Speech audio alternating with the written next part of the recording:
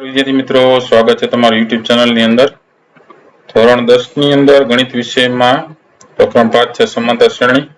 એમાં સ્વાધ્યાય 5.2 નો દાખલો ત્રીજો છે. એની અંદર ઘણા બધા દાખલાઓ છે જોવાના છે. વિડીયો અંત સુધી જોજો. વિડીયો ગમે તો લાઈક કરજો, તમારા મિત્રોને પણ વિડીયો શેર કરજો, સાથે ચેનલને સબસ્ક્રાઇબ ન કરી તો ચેનલને સબસ્ક્રાઇબ કરી લેજો. નવા વિડીયોઝ છે જે મુકાતા રહેતા હોય છે તમને ફ્રી ઓફ નોટિફિકેશન આવી જશે જો સબસ્ક્રાઇબ કરેલું હશે તો. બીજા ઘણા બધા વિડીયોઝ ચેનલમાં મુકાઈ ગયા છે ધોરણ 10 ના. જોવા હોય તો વિડીયો સેક્શનની બાજુમાં પ્લેલિસ્ટ છે. પ્લેલિસ્ટમાં નીચે જશો ત્યાં ધોરણ 10 ના સ્વાધ્યાય પોથીને લગતા, સ્વાધ્યાયને લગતા મોસ્ટ આઈએમપી પ્રશ્ન જવાબના પ્લેલિસ્ટ છે. એમાં ઘણા બધા વિડીયોઝ મુકાઈ ગયા છે. ન જોયો તો એ વિડીયો જોઈ લેજો. આવનારી પરીક્ષાની પણ તમે એમાંથી તૈયારી કરી શકશો. બરોબર ને? તો શરૂઆત કરીએ આપણે દાખલા નંબર 3 ની. નીચેની સમાંતર શ્રેણીમાં ખાલી જે ખાનું છે એ ખાનાની અંદર ખાલી પદ જે આવતું હોય એ પદ લખવાનું છે. જેમ કે પહેલામાં આપણે જોઈએ કે 2 પછી ખાલી જગ્યા ને પછી 26 છે. તો આપેલ સમાંતર શ્રેણી માટે આપણે જોઈએ તો પ્રથમ પદ a બરાબર 2 થાય અને ત્રીજું પદ તમારું થાય a વત્તા 2d. કારણ કે n-1 into d માં તમે મૂકો તો 3 માંથી 1 જાય એટલે 2. બરોબર? n-1 માં 3 પદ છે તો 3 માંથી 1 એટલે 2 અને d તો ગુણાકારમાં હશે એટલે a વત્તા 2d બરાબર 26 થશે. તો a બરાબર 2 અને કિંમત છે એ આની અંદર મૂકી દઈએ તો 2 વત્તા 2d બરાબર 26 થાય. 2d બરાબર 26 માંથી 2 જાય તો 2d બરાબર 24 એટલે d તમને મળે 12. હવે d તમને મળી ગયો. હવે બીજું પદ છે એ શું થાય? a વત્તા d. તો a તો તમારી પાસે હતો 2 અને d તમારો સામાન્ય તફાવત થયો d મળ્યો 12. 12 ને 2 14. તો જે ખાનું છે એના જવાબમાં આવશે 14. બરોબર? જવાબમાં શું આવશે? 14. બીજાની અંદર જોઈએ હવે 2 ખાના ખાલી છે, પહેલું અને ત્રીજું. બાકી 13 ને 3 એ બીજું ને ચોથું સ્થાને આપ્યું છે. તો આપેલ સમાંતર શ્રેણી માટે બીજું પદ થાય a વત્તા d એના બરાબર 13 અને ચોથું પદ થાય a વત્તા 3d એના બરાબર 3. આ સમીકરણ 2 મેળવ્યા. પહેલું ને બીજું સમીકરણનો ઉકેલ મેળવવા માટે a વત્તા d બરાબર 13 માંથી આપણે a ને કરતા બન્યા હોય તો 13 - d થાય. હવે 13 - d છે સમીકરણ 2 માં મૂકી દઈએ. બરોબર? a વત્તા 3d બરાબર 3 માં 13 - d વત્તા 3d બરાબર 3 થઈ જશે. 13 - d વત્તા 3d બરાબર 3 તો 2d થઈ જાય તો 13 વત્તા 2d બરાબર 3 તો 2d બરાબર 3 - 13 થાય. 2d બરાબર -10 થાય. તેથી d બરાબર કરીએ તો -10/2 એટલે d તમને મળી જશે -5. હવે -5 જે કિંમત મળી છે એ -5 કિંમત તમે કોઈ પણ એક સમીકરણમાં મૂકી શકો. હવે તો d બરાબર -5 અહીં મૂકીએ તો a -5 બરાબર 13 એટલે એ તમને મળશે 13 ને 5 18 એટલે એ તમારો થયો 18. હવે પહેલું પદ હતું એ આ સીધું a બરાબર 18 આવે અને ત્રીજા પદની અંદર a વત્તા 2d મૂકવું પડે. તો પ્રથમ પદમાં 18 આવી ગયા, બીજા નહીં ત્રીજા પદમાં a વત્તા 2d માં કિંમત મૂકીએ. a ની કિંમત 18 વત્તા 2 into -5. બરાબર? d ની કિંમત -5 છે એટલે 5 2 10 પણ કેવા ઓછા 10. 18 માંથી 10 જાય તો 8 વધે એટલે પહેલા ખાનામાં જે છે એમાં 18 આવશે અને એના પછી ત્રીજા ખાનામાં જવાબમાં 8 આવશે.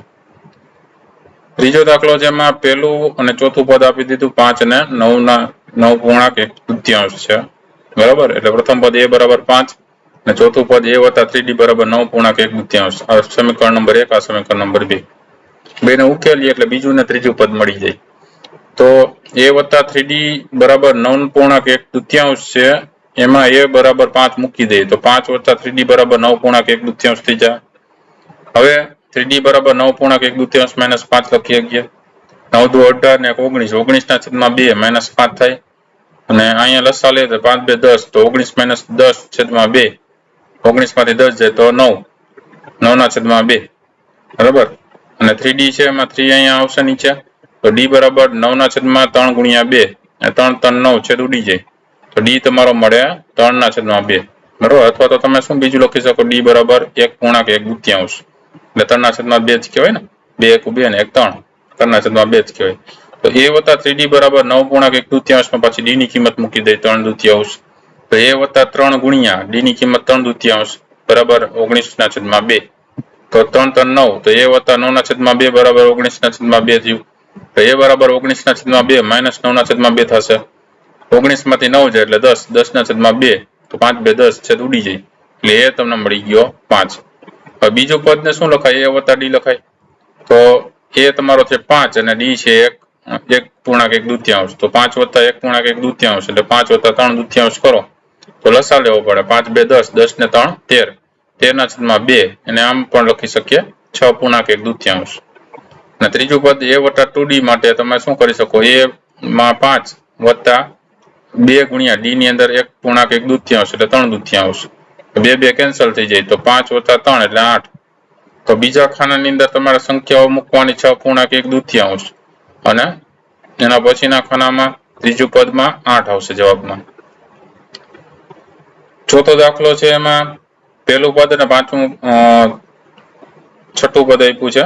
તો આપેલ શ્રેણી માટે પ્રથમ પદ a બરાબર -4 સમીકરણ નંબર 1 અને છઠ્ઠું પદ થાય a વત્તા 5d બરાબર 6 એ સમીકરણ નંબર 2. બરાબર છે. હવે એમાં સમીકરણ 1 અને 2 નો આપણે ઉકેલ મેળવીએ તો અહીંયા તમે a બરાબર -4 છે એ મૂકી દો તો -4 વત્તા 5d બરાબર 6 લખાય. તો 5d બરાબર 6 ને 4 10, તો 10 ના છેદમાં 5 થશે. d બરાબર, તો d તમારો મેળો 2 એટલે a -4 અને d બરાબર 2 છે એ આમાં મૂકતા જાય તો બીજું પદ મળશે a વત્તા d પ્રમાણે -4 વત્તા 2 એટલે -2. ત્રીજું પદ થાય a વત્તા 2d પ્રમાણે -4 વત્તા 2 ગુણ્યા 2 એટલે +4, -4 ને +4 એટલે 0. ચોથું પદ થાય a વત્તા 3d તો -4 વત્તા 3 ગુણ્યા 2 તો 3 2 6, 6 માંથી 4 એટલે 2. અને પાંચમું પદ થાય a વત્તા 4d પ્રમાણે -4 વત્તા 4 ગુણ્યા 2, 4 2 8, તો 8 માંથી 4 એટલે 4. હવે તમને બીજું, ત્રીજું, ચોથું, પાંચમું પદ મળી જાય. બીજું પદ થાય -2, ત્રીજું પદ થાય 0, ચોથું પદ થાય 2 અને પાંચમું પદ થાય 4. રેડી? એ રીતના ખાનામાં જવાબમાં આવશે. અને ત્યાર પછી એમાં પાંચમું આપ્યું છે, પહેલું પદ મેળવવાનું છે, પછી ત્રીજું, ચોથું ને પાંચમું મેળવવાનું છે. બીજું પદ આપ્યું છે તમને a વત્તા d બરાબર 38 સમીકરણ નંબર 1 અને છઠ્ઠું પદ આપ્યું છે a વત્તા 5d બરાબર -22 એ સમીકરણ નંબર 2. આ બે સમીકરણના ઉકેલો હોય તો બાદબાકી લઈએ તો a વત્તા d a 5d બરાબર 38 -22 -4d થઈ જશે અહીંયા અને એના બરાબર થશે 38 વત્તા 22. 38 વત્તા 22 કરો એટલે 60. તો -4d બરાબર 60, તો d બરાબર -60 ના છેદમાં 4 લખી શકીએ. 15 4 60 એટલે છેદ ઉડી જાય એટલે d તમને મળી જાય -15. હવે સમીકરણ જે છે 1 a વત્તા d બરાબર 38 એમાં કિંમત મૂકીએ તો a ઓછા 15 થઈ જશે. d ની કિંમત a ઓછા 15 બરાબર 38, તો 38 વત્તા 15 એટલે 53 એટલે એની કિંમત થાય 53. હવે પ્રથમ પદ તમારું થયું a બરાબર 53. ત્રીજું પદ તમે લખી શકો a વત્તા 2d માટે 53 વત્તા 2 ગુણ્યા d ની જગ્યાએ -15 છે. 15 2 30 પણ કેવા માઇનસ, તો 53 માંથી 30 છે એટલે 23 જવાબમાં આવશે ત્રીજા પદમાં. ચોથા પદમાં જોઈએ તો a વત્તા 3d કરવું પડે તો a તમારો 53 છે વત્તા 3 into d છે -15 છે. 15 તેરી 45 પણ -45, તો 53 માંથી 45 છે એટલે જવાબમાં 8 આવશે ચોથા પદ માટે. અને પાંચમું પદ છે a વત્તા 4d તો a તમારો 53 છે વત્તા 4 into d, d છે એ -15 છે. 15 4 60, તો 53 -60 કરો એટલે -7 જવાબમાં મળે પાંચમા પદ માટે. તો આમ ખાલી ખાનામાં સંખ્યા મૂકતા જાઓ તો પહેલું પદના જે ખાનું ખાલી છે એમાં 53 આવશે, ત્રીજું પદ છે એમાં 23 આવશે, ચોથું પદ છે એમાં જવાબમાં 8 આવશે અને પાંચમા પદમાં -7 આવશે. તો આ રીતે જવાબ મળશે બધા. બરાબર? તો આ અલગ અલગ દાખલાઓ, ખાસ રીત તમને ખ્યાલ આવી ગઈ છે કઈ રીતે આપણે દાખલા ગણવાના છે. બરાબર? a અને d મેળવી લેવાના સમીકરણમાંથી અને સમીકરણના a અને d પ્રમાણે તમારે જેટલામાં પદ હોય એ પ્રમાણે મૂકતું જવાનું. બીજું પદ હોય તો a + d, ત્રીજું પદ હોય તો a + 2d, ચોથું પદ હોય તો a + 3d, પછી પાંચમું પદ હોય તો a + 4d, એવી રીતે આગળ વધતું જવાનું અને એ રીતે કિંમત મળતી જશે. બરાબર? તો વિડીયો ગમ્યો તો લાઈક કરજો, તમારા મિત્રો પણ વિડીયો શેર કરજો. પાછા નવા વિડીયો સાથે મળીએ, ત્યાં સુધી ન જોયેલા વિડીયો જોઈ લેજો. તમારી કાળજી રાખજો, જોતા રહેજો, જ્ઞાનમાં વધારો કરતા રહેજો. Thank you very much and take care.